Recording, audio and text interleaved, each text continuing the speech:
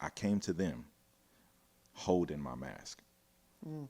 I didn't want to show up in the mask because I didn't want to get shot. Okay, so so Carter knows what I look like if he remembers. But anyways, I came to him and we was in this session.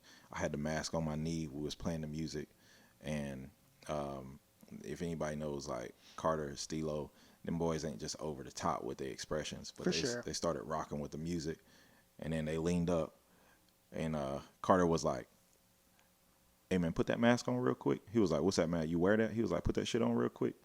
And Stilo was like, "Yeah, he wears that shit." And I put that shit on, and Stilo started smiling ear to ear.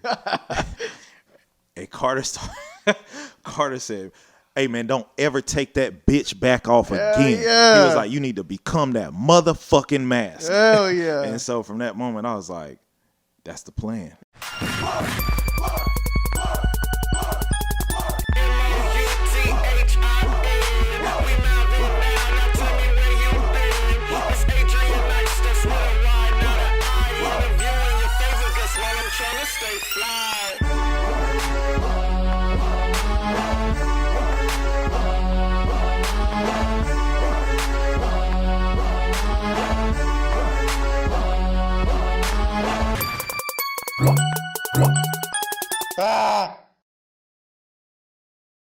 All right, what's good, everybody? It is your boy Adrian Nyce. Welcome to another episode of Mouthin Out.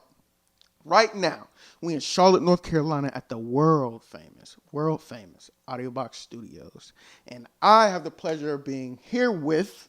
Hey, Zach North, we in the building, man. I appreciate you having me on this For platform. sure, man. Heard a lot about the platform. I follow the platform. See you at every event in the city. So, yeah, man, y'all getting ready to get this Zach North deep dive. Exactly. Zach North in the building. Thank you for coming out. This is a long-awaited interview. Been trying to get you on the platform. Your man's been talking about you for the longest. Straight pushes you hard. That's so dope. I think that's so dope, man. Yeah, man. Shout out Stilo. Exactly. Hey, he say I don't never mention his name, so y'all listen close. Stilo. In the building. All right, man. Okay. I'm going to, where are you from, my guy? Yeah. No doubt, man. Listen, so I was originally born on Mars. In the space station. Nah, I'm just joking. Oh, so you met Elon Musk. No. Hey, I'm originally from North Carolina, man. I'm from Western North Carolina. I got you. Small town, man. And if you've seen one, you've seen them all. You know what I mean? That's how Fort Mill is. It's a small town. It's a little closer to the city, but, you know, it's still country or whatever the case may be. You know what I'm saying? I bet you ain't more country than where I grew up. Maybe not. Probably not, because there's definitely some other cities in South Carolina that's just like, can we get like a description? Oh, yeah. I can get it. For someone that's never been there, you ain't got to name drop the city, but just what's it like? Give it. Man, first of all, dirt roads. All my dreams started on a dirt road back when Cameron was rocking pink fur coats. Back when Mace quit rapping, went church mode. Yeah, so dirt road, man. I saw my grandmother wring a chicken's neck, cut it off, I'm talking, go fishing. Ain't no going to buy bait. It's we going near the oak tree in the shaded area. We digging up earthworms. Ourselves, grew up riding horses, raising, breeding, selling horses, goats, pigs, hound dogs, pit bulls. That's dope. Man, riding horses in the parade, four-wheelers, dirt bikes. I've wrecked every dirt bike I've ever ridden. Real country life. Real country life, man, growing up, man. But you know what I'm saying? It really shaped me for who I am. And then as soon as high school, bro, oh my gosh, man, let me tell you this. You got the wooden pews in the church, the white church. It's one level. It's small. You know what I'm saying? I grew up half of my life my dad got out. He was a preacher. He got out, became a preacher, all that. That was going to be my next question. So we kind of got a background of like what your town or city was like growing up. Now, what was your household like growing up? Did you have your mom and your dad? And then just what was it like in the household? Bro, Adrian, I appreciate these questions, bro. A lot of people not not really. I had to like dive into that, but it was real interesting, man. First of all, I have a huge ass family. All right. My mom, she won a 6. My dad won a 8, and then my mom's dad won a 11, or my mom's mom won a 13. You know what I'm saying? So it's a huge family. I'm blessed. So I'll tell you this household. My daddy was one of the first people, I think the first people to introduce cocaine to where I'm from. Really? You know what I'm saying? Back in the 80s and before that, he was on that hippie wave with the weed, man, and just saw the opportunity. Oh yeah, he definitely made some M's, man. But you know, a lot of that stuff got auctioned to like the sheriff office when he got arrested. Mm-hmm. He definitely did some heavy time. And when he got out, when he was in there, he went through his own journey. Islam, Christianity. Then he got out, became a pastor. My mom to this day has only had sex with one man, and that was him. Dang. Rest in peace, my dad. He's dead now. Loyalty. She still ain't Loyalty. been with nobody. Yeah.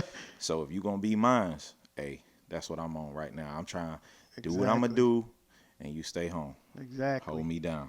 So knowing or having knowledge about your dad, cocaine, all of that. Yeah. Did he like tell you stories? Is this how you know, or just like? Can I cuss on your platform? Yeah, we can say whatever. Fuck, shit, fuck. Shit, fuck, bitch, shell. Hell no, man. He shielded me from that, man. Oh, really? And my sister. So I got 4 siblings. 2 of us by the same mother. The other 2 have different mothers, but you would think we all had the same household, for right? sure. Shielded me from that, man. Shielded them from that. So I had to get the stories from from his siblings. Got you. Other family members. Yeah, sometimes the ops. What? who no longer ops. Yeah. But like, so what? They would just be like, "Yo, your dad was doing this, that, and the third," or like. Man, one dude told me, he was like, "Man, your daddy took me to the graveyard, made me dig my own grave, and he shot me, man." I was like, "You lying? I was like, for what?" Real? Yeah. So what do you do in that moment? What do you do in that moment when you're talking to somebody and they tell you like, "Yo, your dad shot me and I had to, dig my own grave"? He said it so casually, bro. My dad and him they had became Christians, and so my dad stopped by to pray with him, and so they put it behind them type shit. Yeah, you know what I'm saying? And he checked on him every day. When I got out of school, you know what I'm saying, I would ride with him, and he went by this dude's house. He was like, "Yeah, man, your daddy made me dig my own grave." And I was just like, in my head at the time, I'm like, man, fuck that nigga, because I didn't like my daddy. You know Okay. I was hurt, bro. Mm-hmm. He wasn't in my life Same. Until I was like middle school, so I was hurt. Yeah, how old were you when you are getting this story about, the dude digging his grave and stuff? Man, high school and late middle school, his story started to come together, and I hated my dad all the way up until his deathbed in 2018. So it wasn't until he was dying, bro, in hospice that I was in there, and my uncle was like, come in here and spend time with your dad. And I'm like, man, fuck that nigga, bro. Like, I'm only here to support my mama. And my uncle was like, man, sit down. Let me tell you your daddy's story. There we go. And when he gave me the story, he was like, first of all, he was like, why your dad stayed away? And I said, nah. He said he felt unworthy to be your father. He felt like when he had you, he knew who you was. He knew what you was. And he didn't want to get in the way of you. So he stayed away so he didn't fuck your life up. And I was like, and then for me, I was like, oh, shit. I know, right? You know what I'm saying? It was heavy, man. Then the tears flew. You know what I'm saying? Like all it take is a conversation, man. Bro, miscommunication. A lot of beefs could have been ended way longer than what they had been if just a simple conversation. So that's it, bro. Dang, that's crazy, man. And so, like, in the household, were your siblings, were your mom, anybody, were they playing like music and stuff? Like, do you remember like how you were first introduced to music? Do I? Man, bro, every Saturday morning, I woke up to "This is the day. This is the day that the Lord has made. Let us rejoice." Bro, yes, and right after that, "Do you remember?" You know what I'm saying? Yeah, bro. I had reasons that we have. I got all of that, bro. Yeah, my household, my family, bro. as musical as it can be on my dad's side. And then my mom loved music, and that was kind of the way that my dad dated my mom, was through the music scene. Mm-hmm. Even though she's a devout Christian, they shared that love, bruh. They dated through concerts, through festivals. They would just sit together in like a gazebo and just play music all night long. That's dope. You know what I'm saying? And that was before, like, they was together, and that's how they dated. When I was born, you know, my dad had got addicted to that cocaine and the crack. Let me just call it what it is. Are you the oldest out of your siblings? What are you, like middle? I'm a middle child. Middle, okay. Yeah, I'm middle child. I got a baby brother, and baby brother, younger sister, older sister. So me and my younger sister, we middle children. Got you. Yeah. And so I know you said he came out and he was a pastor. So like, was your mom taking you guys to church where he was pastoring and everything, or were y'all going to church before then, type stuff? So when he first came out, it was kind of shell shock, right? Okay. He got out, and he just immediately moved out to Colorado. My man started a whole family out there. I'm like, nigga, hey, I'm still here. You know what I'm saying? So went out there, started a family, had my little brother. He was preaching.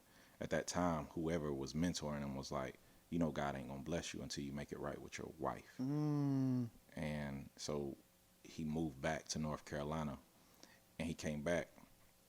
And just to put how hard he was as a father, and I want to say this to the LGBT community. I apologize for this slur in advance. I'm literally just articulating a story. But my dad had told me, I said, why did you even move back? And he said, I came back so you wouldn't be a faggot. Dang. And I was like, what? And he was like, yeah, your uncle told me you was playing with Barbie dolls. And I was like, what? Bruh. Little did he know, I was stripping them dolls down. Bro, I was making them dolls do all kind of doll porn, bro. That's crazy. Bruh, yeah. Man, listen. How old were you when we all have that conversation? Middle school, Middle bruh. school? And it kind of That's crazy. rocked me. You know what I'm saying? Like, I'm like, wait, what? So you know what I mean? But now look, and again, to the LGBTQA plus I community, I want to let you know, I'm just articulating what my father said. Yeah. That's not a representation of how I feel.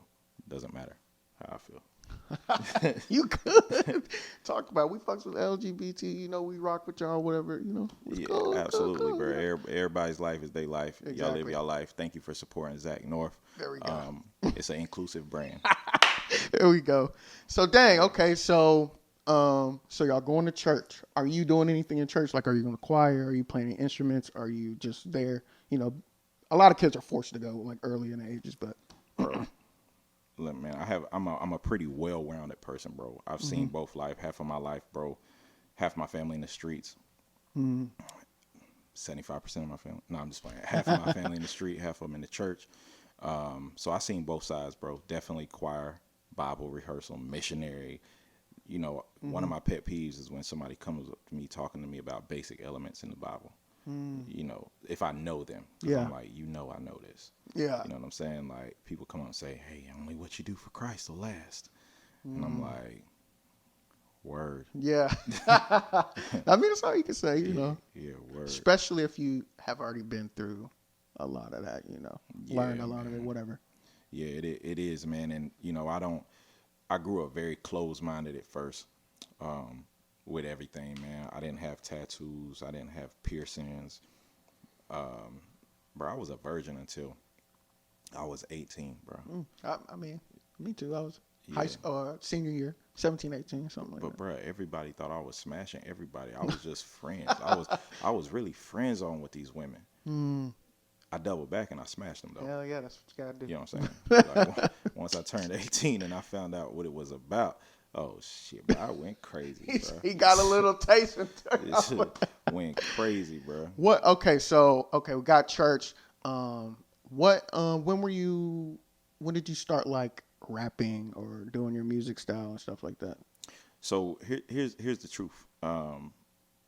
And I know a lot of people were inspired by TV and they felt like, oh, I want to do that. I want to be that guy. Mm-hmm. My musical story, music has never been to me about emulation.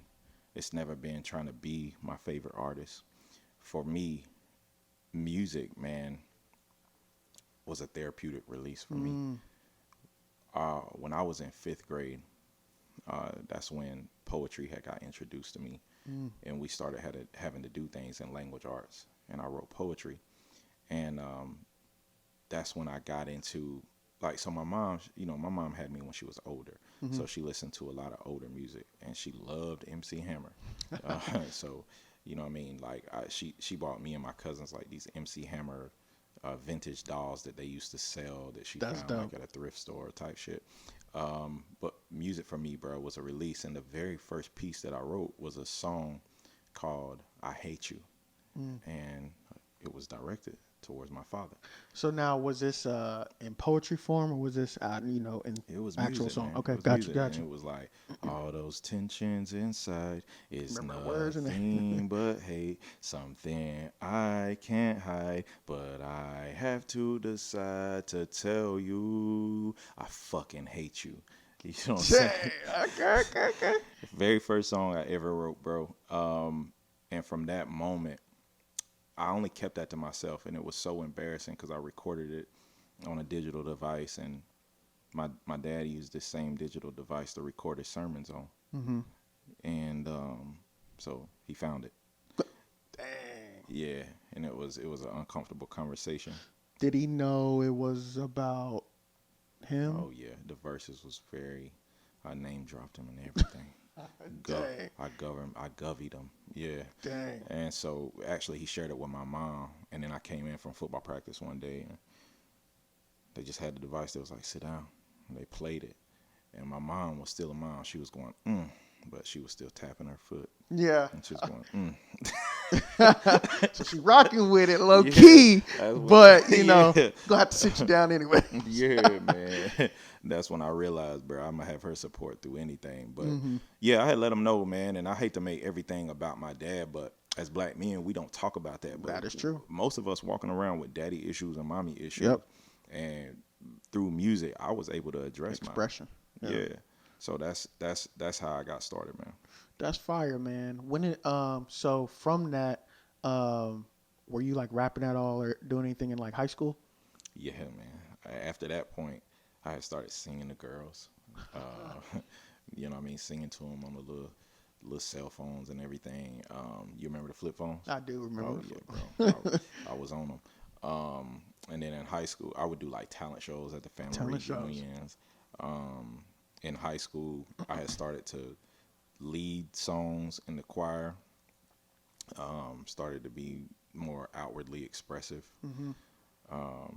I thought I was extroverted. Really, I was just searching for validation because I'm super introverted. Okay. No, What's your sign? Capricorn. Capricorn. So when Earth your birthday sign, in bro. December or Yeah, bro. January? Oh, December, baby. Gotcha, December. gotcha. Yeah, I'm December. I'm the winter soldier, bro. Okay. Yeah. Who are some of your musical inspirations growing up? Okay. I want to make sure I get these right. First and foremost, I'm going to tell you Kanye West. Ooh, the GOAT. Kanye has never been in a box. And that's one of the reasons that I rocked with Kanye. And it actually, I think I lied, bro. Somebody asked me, did The Mask get inspired by Kanye? And the truth about it is Daft Punk actually inspired this mask. It was a 15-minute clip that they posted that went viral. I think it was with Pharrell, maybe, called Get Lucky. Maybe that was the song. But nonetheless, when I started seeing him around, Kanye had worked with Daft Punk on Graduation. And that's when I first seen Daft Punk. And I thought that was the coolest shit ever. But then when I'm looking back at it, Kanye's College Dropout, he had a mascot on covering his face. And I don't know the backstory, but if I had to guess, Kanye did that shit in a rebellious manner because it didn't matter what he looked like. Exactly. So, yeah, I gotta give credit to Kanye then. If that's, I'm having a realization. This is an epiphany on Mouthin Out. Damn. Only on But so Kanye, I would tell you, in this day and time, definitely Drake. of course, you had people that was rapping and singing before. Like Nelly had a melodic style. Even before him, the way that Slick Rick, and I wasn't, you know what I'm saying, in the music then, but I just study it. Yeah. Slick Rick and Dana Dane and some of those guys were swinging their raps. You had this around, but Drake really made it commercially acceptable. For sure. And acceptable for a black man to get on a track and talk about his feelings, which is why a lot of people despised him at first. Definitely was different. So those two, and these change all the time, but I'll tell you, inspiration-wise, Lady Gaga. Lady Gaga, for sure. Bro, she came out with a different style, different look, all that. Bro, what? I would tell you, Beyonce. The GOAT. Exactly. And then let me see. Let me give you a fifth one. Inspire me. It is not limited to these five. Of course, but you know, I if you had to name a few, you know, four's cool, but bar wise, Ludacris. Like Luda's underrated similes. Oh, and then there's Wayne with the onomatopoeias, and I could go on forever, man. I was inspired by the game. Got you. Like the industry. Yeah. That's fire. Do you remember the first time you actually like got in a booth and recorded a song? Oh yes. And the booth could be, you know, at your homie's house in their crib or just, you remember? Yeah, absolutely, man. I was in high school. My cousin, I have family that's connected to the industry. I've never held my hand out though for their help in terms of like with my career. But one of my cousins, he's a credited producer. His music appears on Love and Hip Hop. He does production. He's worked with like Corday and, you know, some well-known people, sure. close and personal. But in his home in D.C., he also grew up in the church, and his father and sister, and he can sing and play instruments. And in the bottom of their crib, they had this big ass crib, and in the bottom of their crib, their dad had built a studio. Nice. And so when we visited them for the first time, I was wild because I'm looking at this house. I'm like, shit. Hell yeah. You know what I'm saying? Like, you know, my house don't look like this. So when we get in, he was like, let me show you the house. He showed him. He was like, yeah, and this is my studio. I'm like, hitting the mics like, I'm like, yeah. Does this work? And he was like, I can make it work. Yeah. I'm like, make it work. And he's like, yo. So I'm sitting there. I'm just like freestyling. Look at this wall. Yeah. Smell my balls. Yeah. Yeah. You know what I'm saying? Just talking some shit. And yeah. he was like, you want a beat? I'm like, oh, shit. Yeah. He was like, all right, let me make you some. So he made nice. like, you know what I'm saying? And then from that point on, I was like, this is it. This is it. Yeah. This is my life. Damn, Yeah. that's tight, bro. That's tight. That really is tight.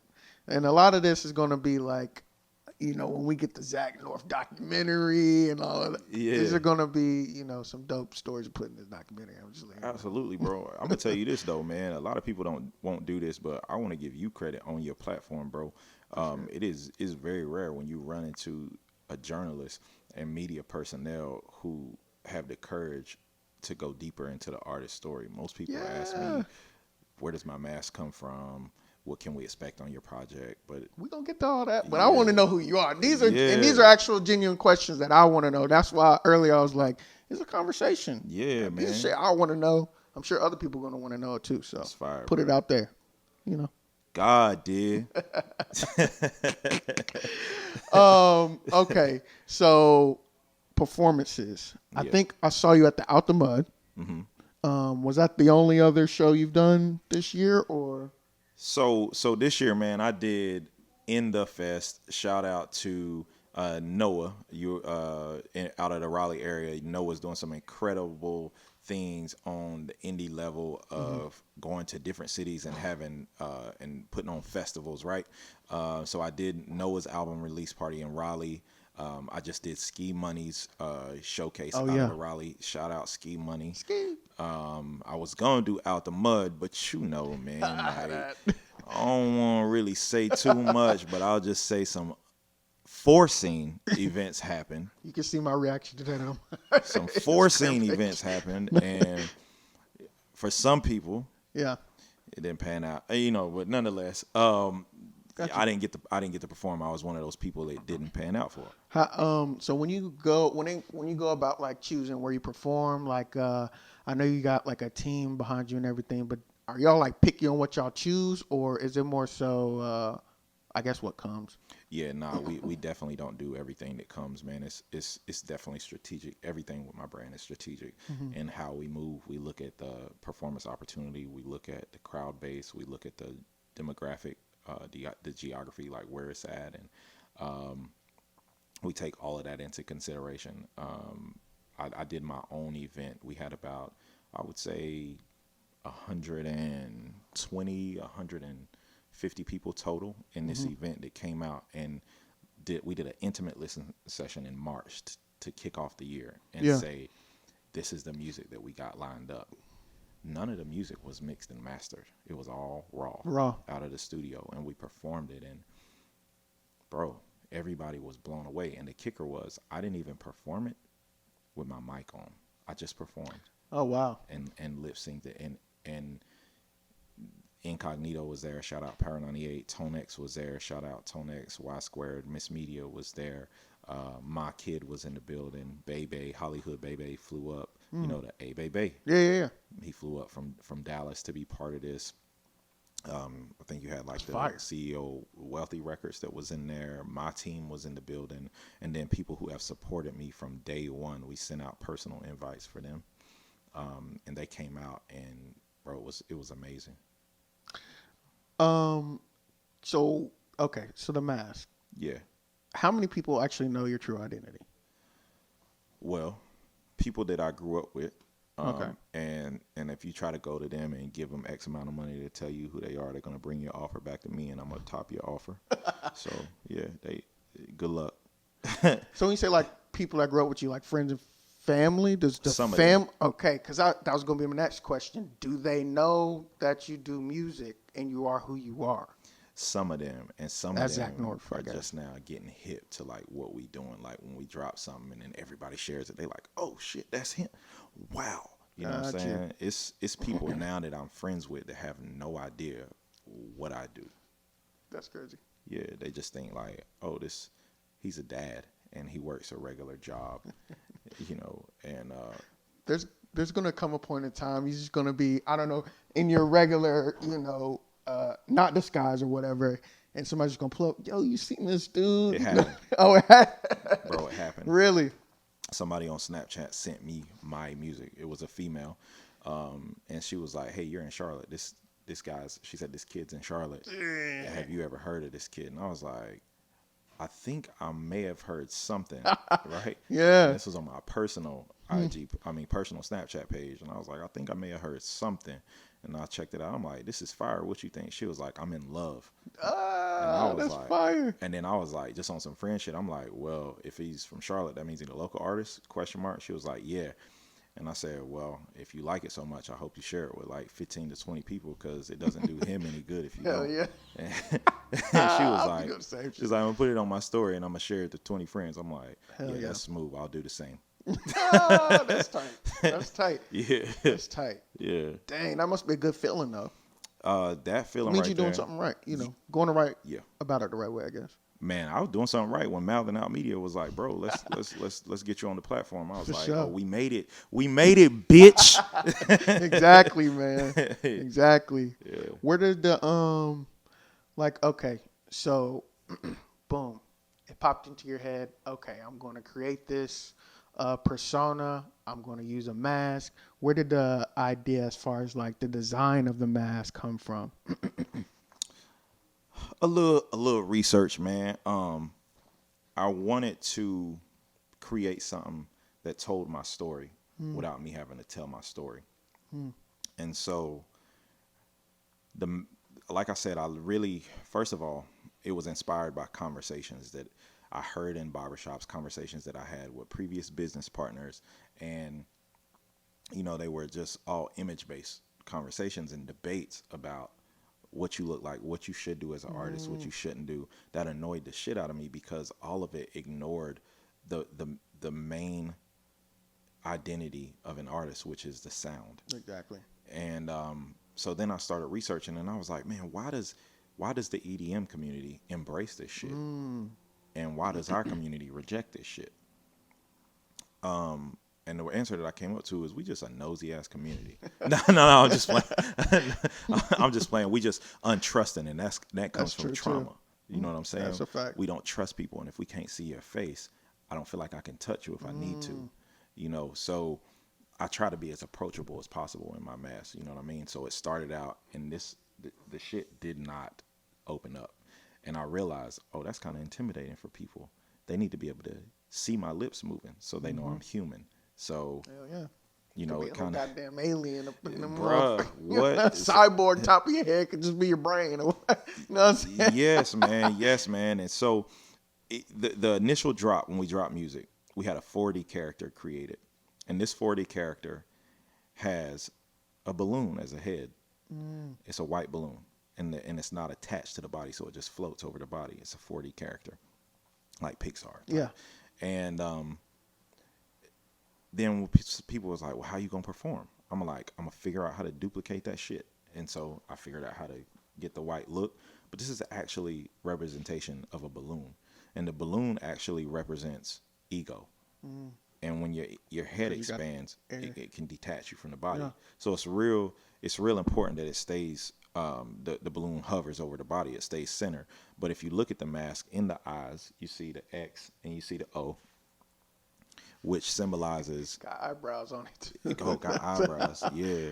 Which symbolizes growing up, I've been blinded by love, or what I thought was love.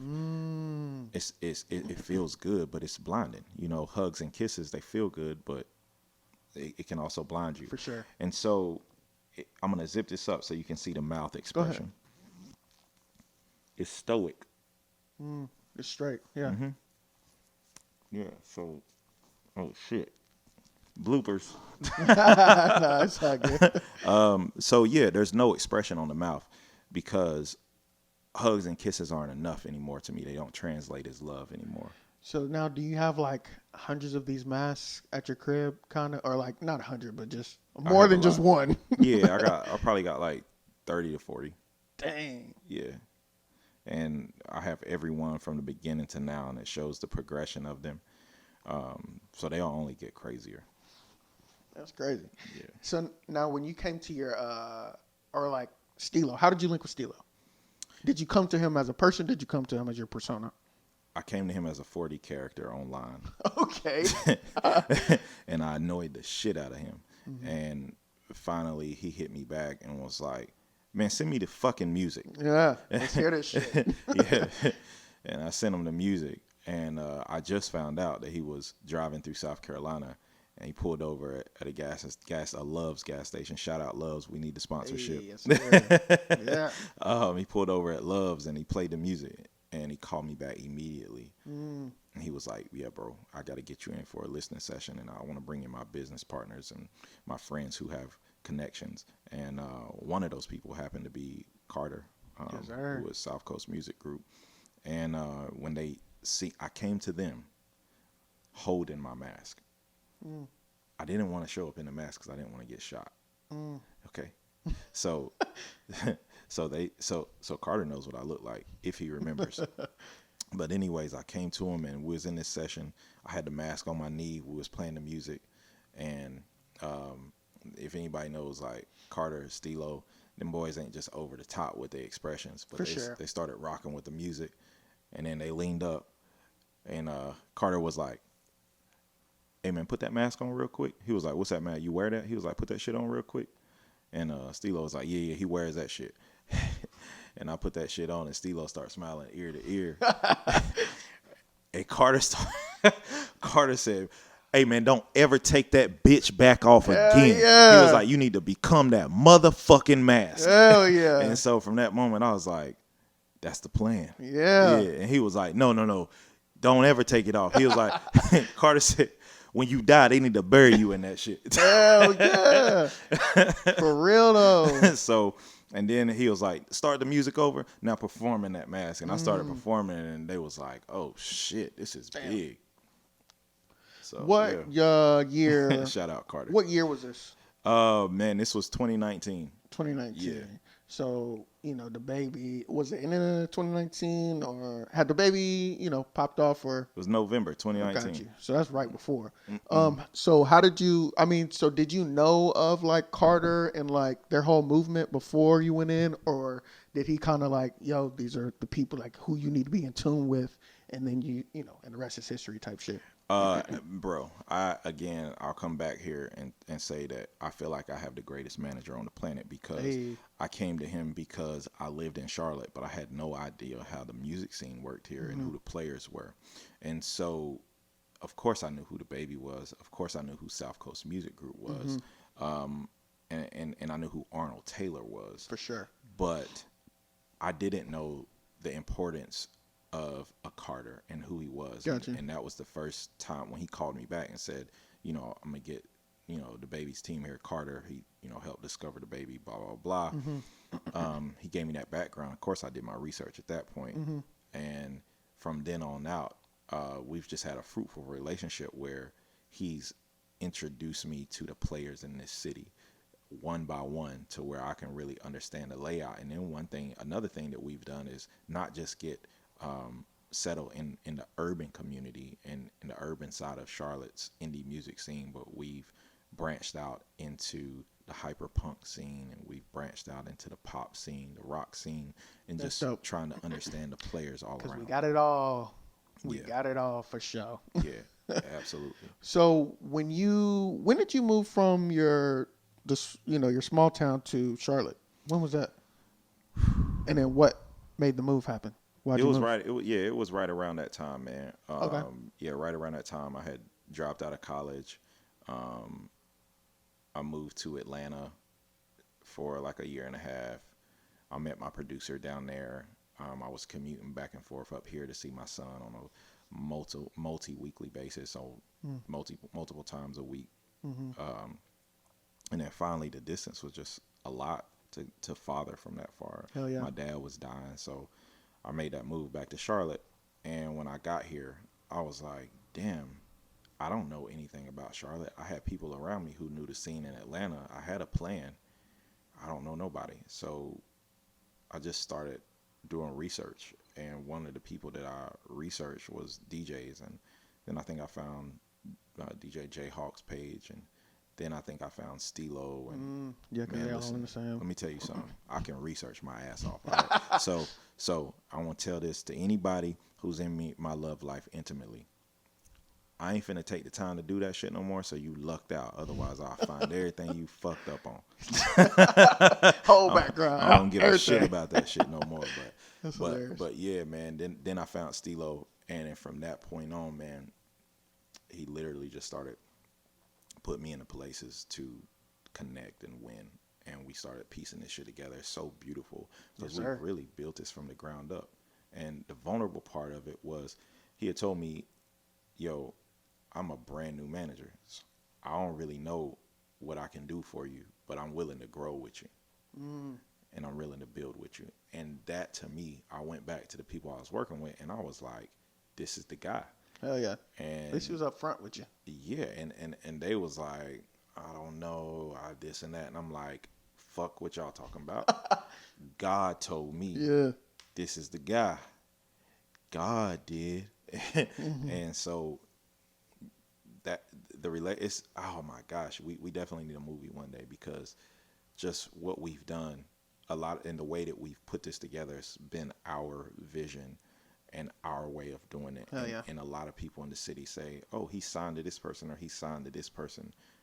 But it's really started with me and Ted working in the studio with sound, and Ted producing. And then I met Stilo. But meeting Stilo and seeing how he packaged it together, in turn made my producer say, holy shit, this is going to work. Hell yeah. And so everybody bought in at the same time.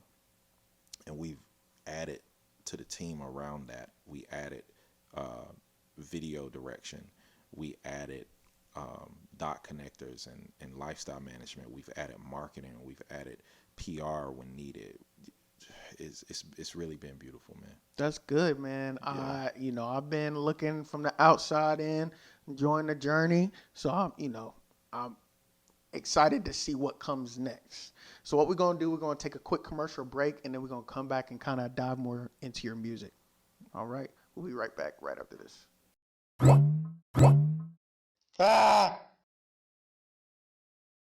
All right, we are back. Hope you guys enjoyed that little commercial break. Yeah. Zach North in the building. In the building, yours truly. So look, we want to, we're going to get into your music, bro. Yeah. Right now, what are you pushing? Man, I'll tell you, this year we dropped 2 singles. We dropped Are You Dumb? We dropped that earlier this summer, and then later this summer we dropped Quiet as Ever. Those are both singles. Both singles. Okay. The videos are out with them as well. You find them on YouTube at I Am Zach North. That's my YouTube channel. Instagram channel, Zach North XO. That's TikTok. But you can find it all in one place at IamZachNorth.com. So you mentioned Ted, what's his name? Yeah, Teddy P. Is he a producer or is he an engineer? Yeah, he's all of the above. Gotcha. Anything musical. He's like chief sound officer. And so he helped you kind of craft your sound? Oh, absolutely. Or, find it, whatever you want to call it. Absolutely. We shot 1,000 shots in the gym. And so prior to you linking with management, are the songs or whatever prior to that, are they still up or did you take those down? We did clean up. We did clean up the sound. I put out a 20-track project. It was like 18 to 20-track project. And we went and combed through that, and we took down, I think, 8 of those songs. Gotcha. And we only left the ones up that fit the direction that we will touch on throughout the remainder of our career. Those songs were a compilation of songwriting that I did, that I wrote for other people, that didn't get picked up. We packaged it together. We put it on a mixtape. We released it to the people and introduced the mask. And so this year it's been about the music. So I released 2 singles, Are You Dumb and Quiet as Ever. And next week, both of those songs are a part of an EP called For the Love of Summer. For the Love of Summer. Thank you so much, Charlotte. That's dope. How many songs are on the EP? It's 4. Oh, 4. It's 4 the love. Yes, it is 4. It's 4 tracks That's that inspired by the vibes of summer. So, Are You Dumb and Quiet as Ever definitely have that bounce. And the videos we shot in a very stylistic and fun way. And so, yeah, I'm gonna give that in September. What are the goals for this EP? Do you have any goals for it? Yeah, absolutely. I do. I don't have numerical goals. I try not to get caught up in the numbers, but the biggest goal that we have from this strategically was to attack the male hip hop audience and the male hip hop listeners, and to take our analytics and see growth in males 18 to 34 years old. So analytics thus far is it more females tapping in, or is it males but just not in the age range that you want? Or yeah, so last year when we put that EP out, it was very melodic EP, right? And women tend to gravitate towards melody, and a lot of the tracks were female heavy, topic based, and relationship heavy topic based. And so when we looked at the analytics, we had about 70% females following us and 30% males, and that's fine. But because I'm a hip hop artist, yes, females are the biggest consumer. They run the world. They run the world. They're the biggest consumer. But it's the males, specifically black males in the hip hop community, that spark relevancy through barbershop debates, locker room debates. Women don't sit around and debate. I'm not going to generalize all women, but most women don't sit around and debate who's the best hip hop artist. That's a fact. But males do. Talk about messy shit. But talk about messy shit, girl. I saw your man. Yeah. He was being real flirty with that bitch at the bar. Some shit like that. Yeah. I almost smacked that hoe. Exactly. Yeah. So, man, we strategically wanted to tackle that audience because we like, bro, this is who I am. So let's get into the core of who I am. It's good that you know that you're that exact, that you know who your audience is or who you trying to target. You know what I'm saying? Yes. What are like y'all's? I mean, we ain't gotta go like super in depth, but what are y'all's like strategic meetings like? Like, do like kind of just, I don't know, give us like an overview. So I will. Are they long? Are they short? Are they like, you know? First of all, man, shout out to the House of Dreams and shout out to our team. We are all so interconnected. We talk multiple times throughout the week. Stilo, my manager, I talk to him multiple times a day, every single day, from morning to the end of the day. Sometimes we sit up on the phone, we get on Google Meet and we share our screens and we work through open items and a lot of things we need to get done. But the greater team, we meet every single week. So 4 weeks in a month, 3 of those weeks are creative meetings. We meet just the creative team to talk about where we are with the edits, the shots that we're trying to get, what we're trying to get recorded. Stay up to date. Stay on everybody's ass. Exactly. And then once a month, we have a greater team meeting, right? So next week, we're going to do a greater team meeting. When the EP drops, we're going to go bowling, have drinks. Oh, yeah. And there we run through updates of what we accomplished last month and what we're focused on the upcoming month, what we need from everybody. We run through open items. But then, you know, on iPhone, you can pin 9 chats. 8 of my chats are Zach North chats, whether it's Zach North blog strategy, whether that's Zach North photography, videography, marketing, PR, lifestyle, full team, and then show production and sound. You know, we have all of these different chats with different people a part of that. Does it ever get overwhelming for you? Fuck yeah. What do you do, or how do you stay locked in, or, you know, don't let it break you type shit? Man, have a oh my gosh, bro. It sounds like I have a bromance with my manager, but it's really a brotherhood, man. For sure. There's times where life gets the better of me, man. I fight depression. Bro, the devil be working. You know what I'm saying? Like, it be working. So there's times where, I do want to pull back. I do want to withdraw. I don't get the results that I want. Right now, man, if you look at my streaming numbers, they don't tell the story of what we've put in yet. We haven't seen the output in the streaming numbers. But from a grassroots and guerrilla standpoint on the ground, people see it. For sure. And it's only a matter of time before it expands out. And that's the beauty of it. And that's why this brand will be here for a long time, is because we haven't number chased.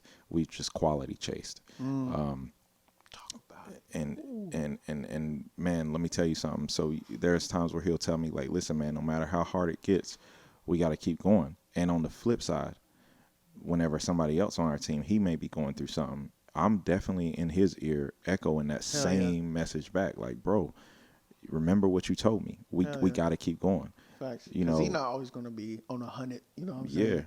Yeah. And that goes for multiple people on our team that experience this, man. That's dope. People, the positivity is unreal. How we handle each other is unreal. We definitely real and raw. Like, hey, bro, you sucked it up. You know what I'm saying? Hey, you dropped the ball.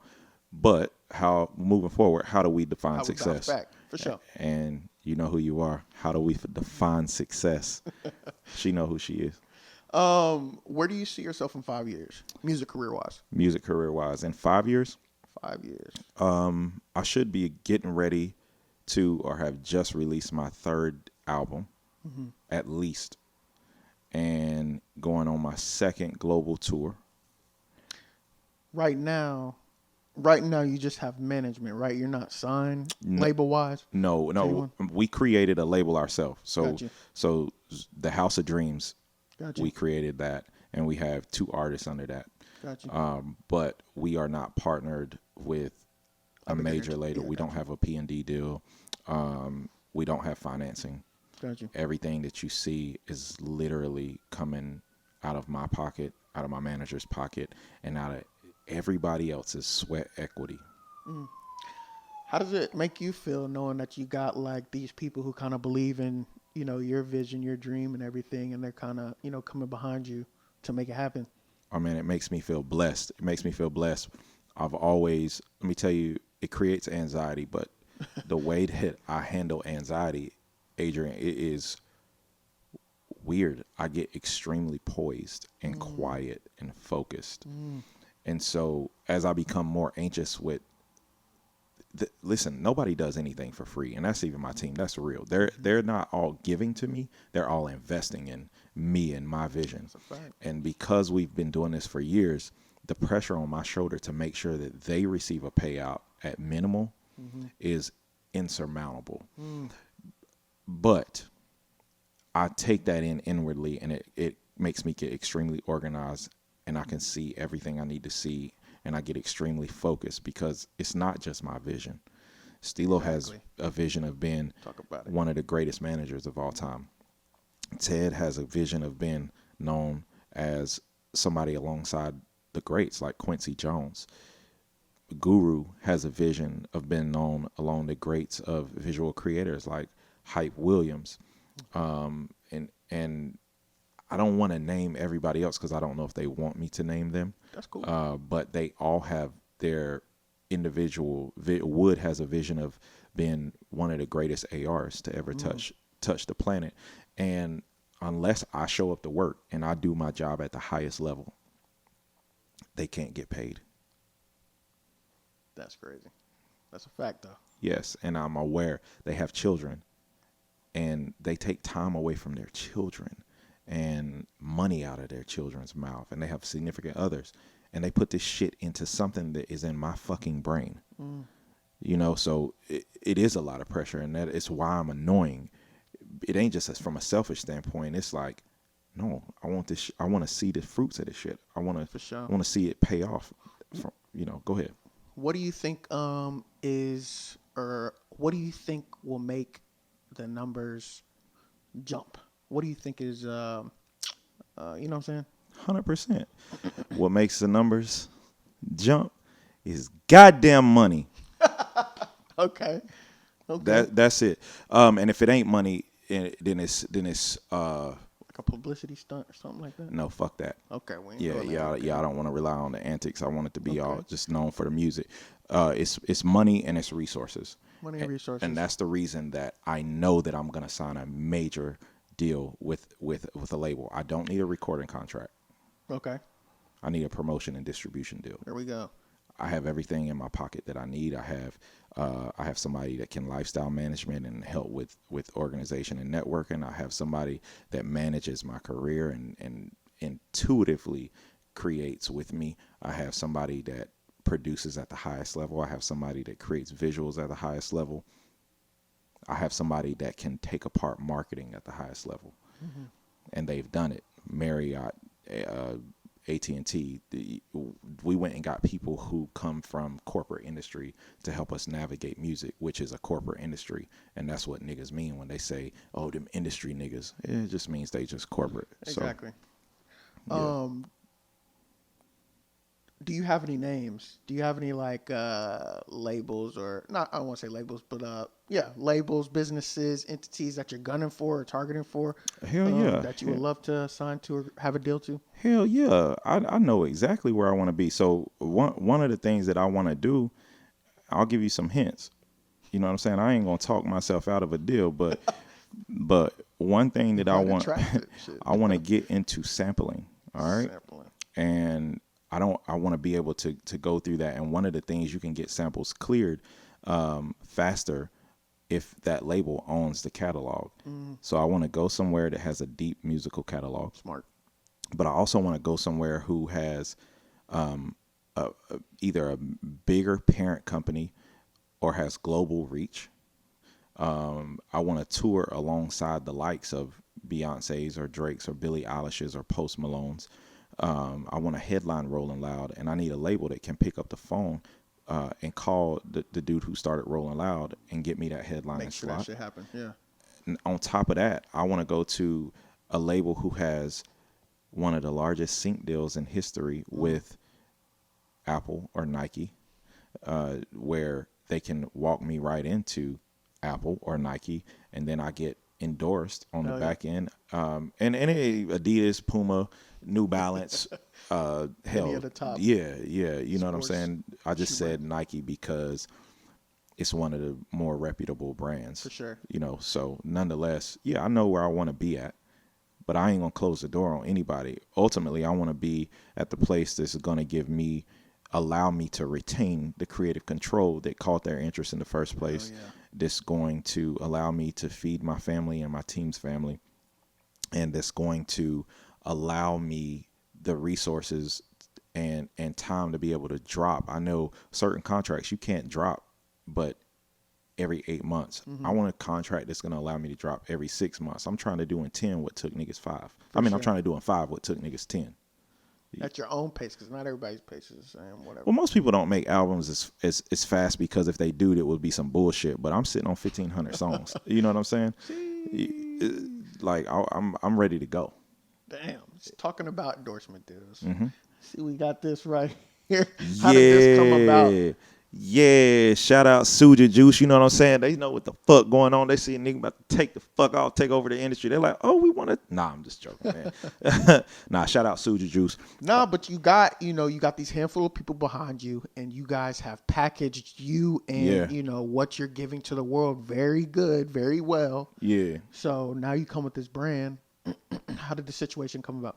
For sure, man. For sure. So one of the things we did is went and got PR representation to help us with the release of Are You Dumb and Quiet as Ever, on a smaller scale, right? Yeah. And one of those, when she did an analysis of our brand and worked with our marketing liaison and team member, was see where's the best fit for Zach North, and she knows. When you say best fit, you mean best fit where? Like, what do you mean? Yeah, like best fit in terms of how to pitch me, because nothing's guaranteed on PR. For sure. Public say, oh, I can get you 5-10 interviews a week. No, they're lying. They can pitch you to platforms. So she wanted to shout out Bianca. Yeah, she done work for South Coast Music Group and some other people professionally. But she wanted to pitch me to somebody who is a forward-thinking brand. Suja Juice is forward-thinking. Zach North is forward-thinking. It's organic. Zach North is organic. And it promotes health and wellness. And amongst my team, we stand on health and wellness. And so, it just made sense to align the brands. And, she put it together, and I think she talked to the director of partnerships or marketing or whoever. Yeah. And, they looked at what we had going on and said, hell yeah. And so then, of course, been a part of that partnership.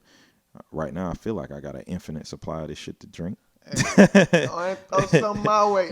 And it's delicious. That's dope. So we might have like a commercial coming up soon or something like that? It's not so much on terms of a commercial, because I don't want to mislead anybody, but from a social media standpoint, Gotcha. I'll definitely be incorporating this brand alongside my brand with my content. What are some other endorsement deals that you would like? No names or anything, but just like a certain type of product that you would like to have, involved with your brand. Okay, so definitely shoes. Hell yeah. I'm into shoes.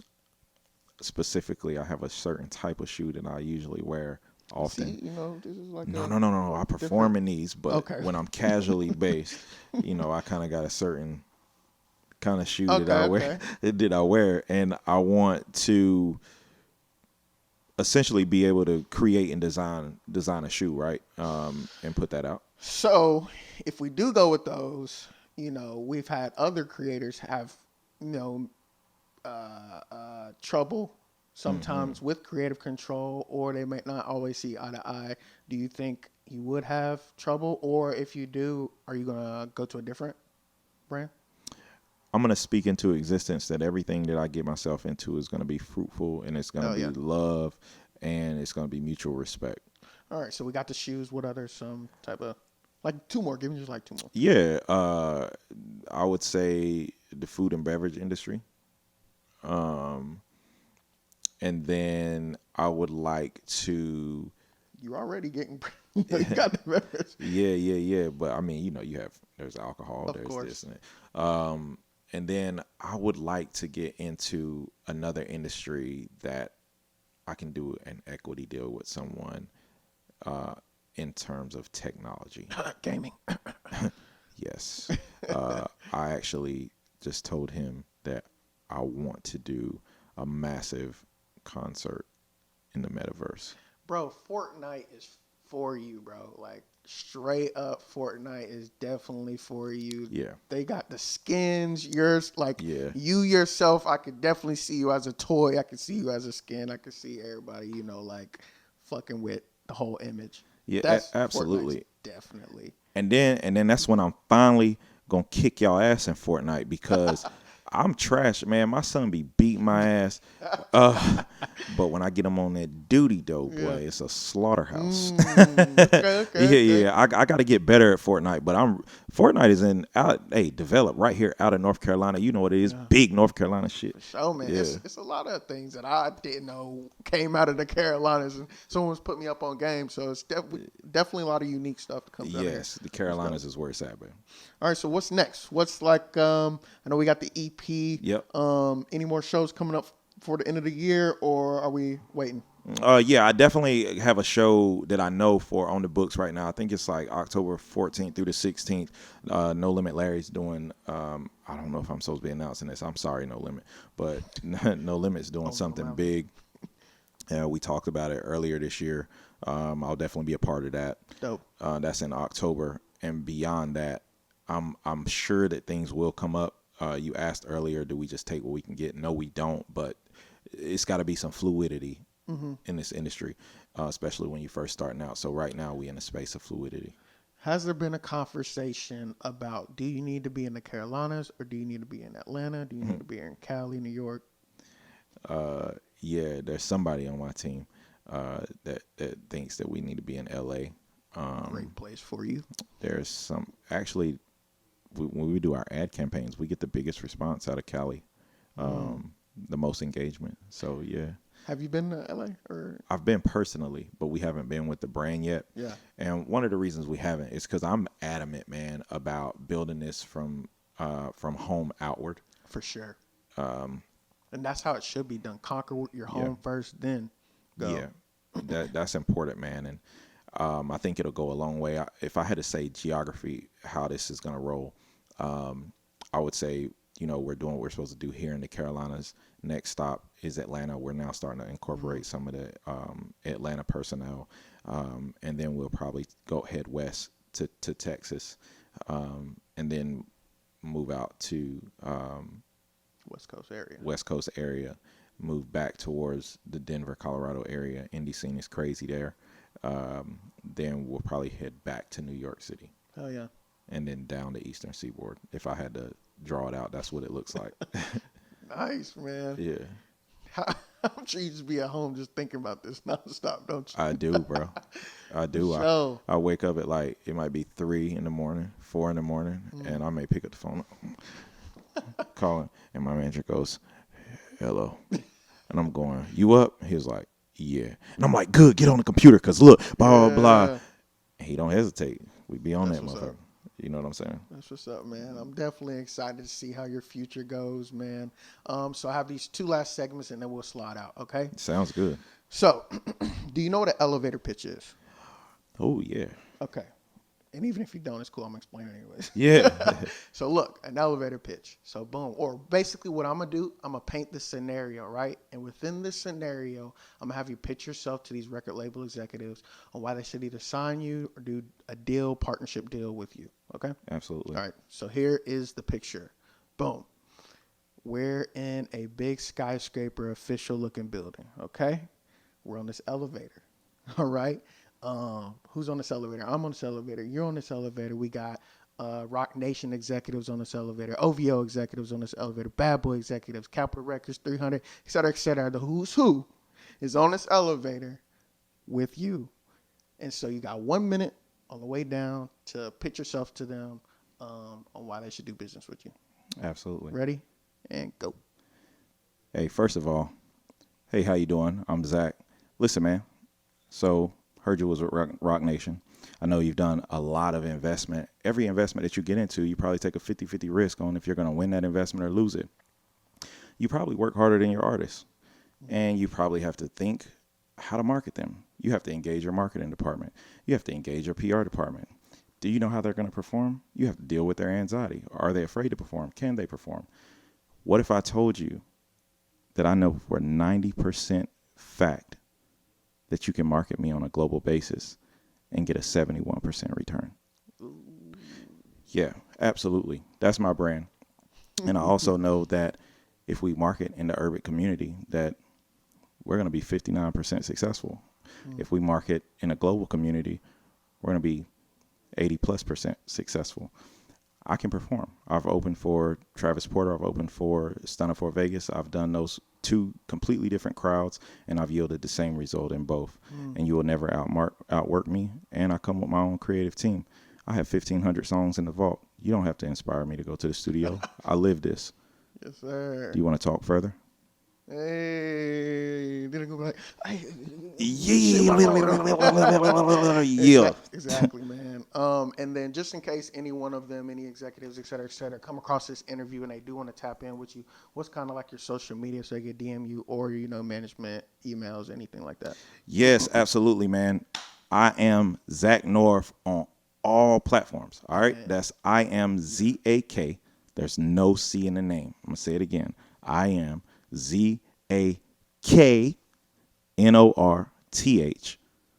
I am Zach North on all platforms. And if you can't get in touch with me, in my bio, you can get in touch with my manager. His name is Stilo.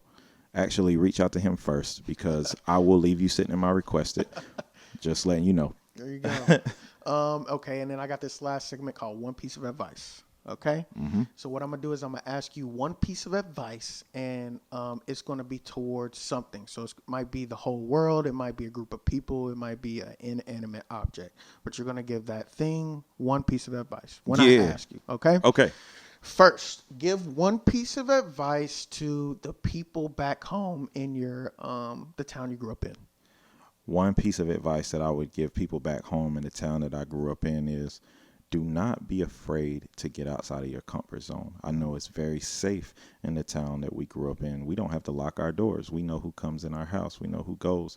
The neighbors are going to tell us. But life is much bigger than there. And whatever that dream is that you had that our guidance counselor told us in high school that we need to pick a different career for, go with that first dream. Go with what makes you happy. It can come true. It will come true. You have to put the work in. You have to believe it. And you have to get outside of your comfort zone. So leave the fucking city. There you go. Give one piece of advice to other... I'm just going to say people growing up who might have issues with their parents, whether it be their mom, whether it be their dad, whether it be their step parents, whoever, and struggling for a way to kind of express themselves. Give one piece of advice to them. Ooh. The piece of advice that I would give you is, first of all, I'm going to tell you this. No matter what happens, you have one mother biologically and one father biologically. And that never changes. And I don't want to leave anybody out because some people are adopted. So you have one mother that loves you infinitely. You have one father that may love you infinitely.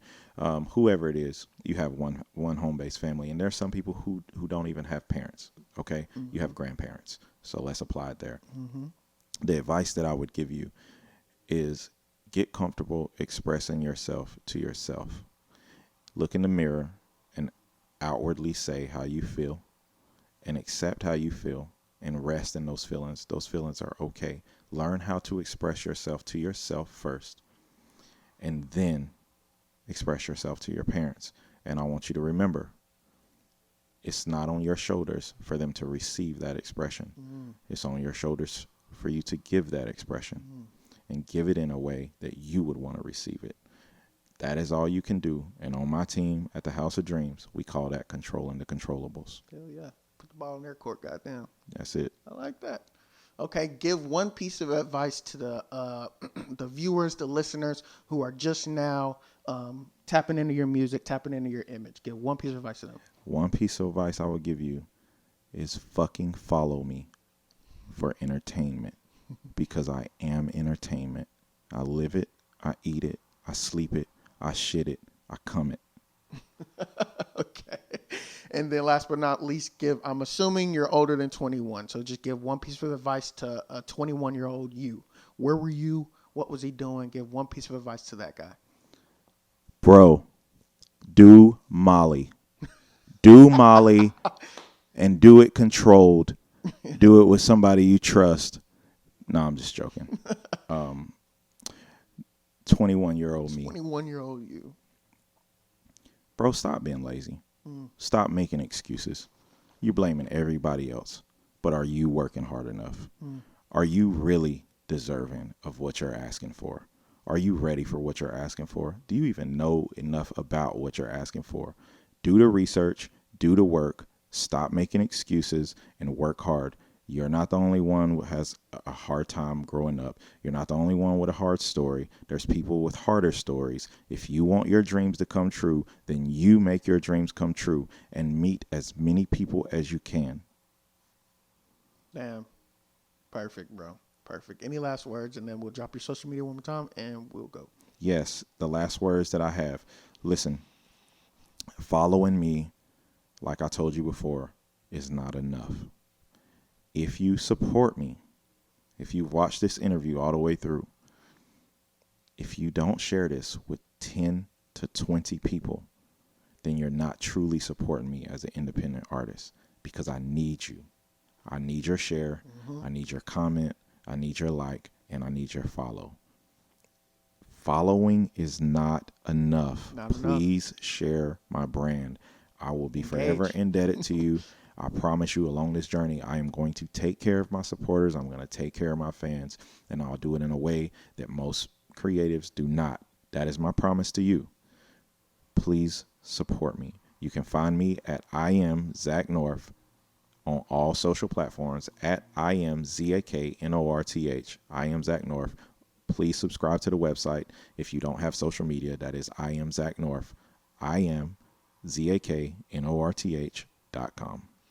Zach North, ladies and gentlemen. Yes, clap that up. Thank you guys for tuning in and watching this interview. Please like, share, comment, and subscribe. Zach North in the building. Appreciate you for dropping through, my guy. Excited for your future, like I said. I'm Adrian Nyce. This is Mouthin out, and we are out. Peace.